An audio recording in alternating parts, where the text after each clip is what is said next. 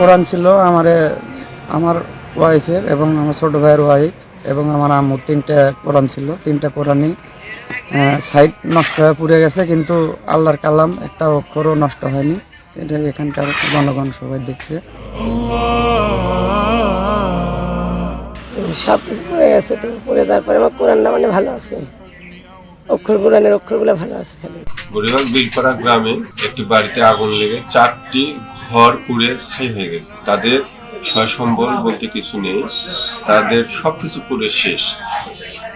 কিন্তু আল্লাহর কি নিয়ামত, আল্লাহর কোরআন ছিল, এই কোরআন একটি অক্ষরও পুড়ে নাই।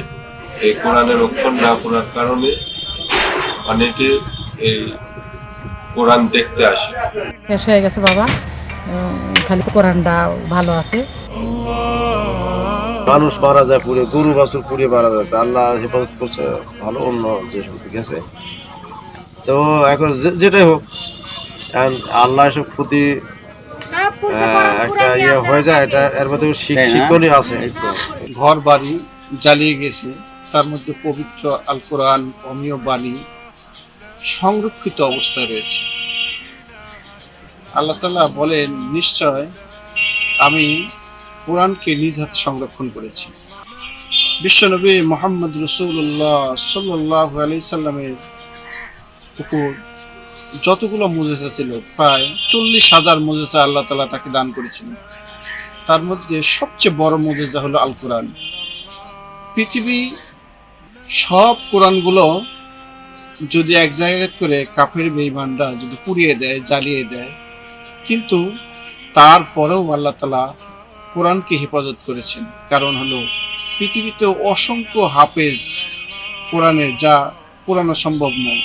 এক কপি পুড়িয়ে যাওয়ার পরেও অন্য কপি আবার হুবহু বের হয়ে যাবে। এই জন্য আল্লাহ তাআলা নিজে সংরক্ষণ করেছেন। আল্লাহ তাআলা এই কোরআনকে নিজেই সংরক্ষণ করবেন।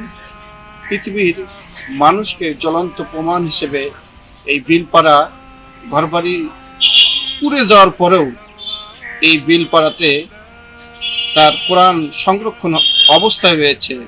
এবং বিভিন্ন জায়গাতে পবিত্র কোরআন কারীম পানির মধ্যে ফেলাই দিলে নষ্ট হবে না, আগুনের মধ্যে ফেলাই দিলে পুড়বে না, এবং ঝড় তুফান এর মধ্যে যদি পবিত্র কোরআন অক্ষত অবস্থায় থাকবে। এটা আল্লাহ তাআলার বিশেষ মুজিজা।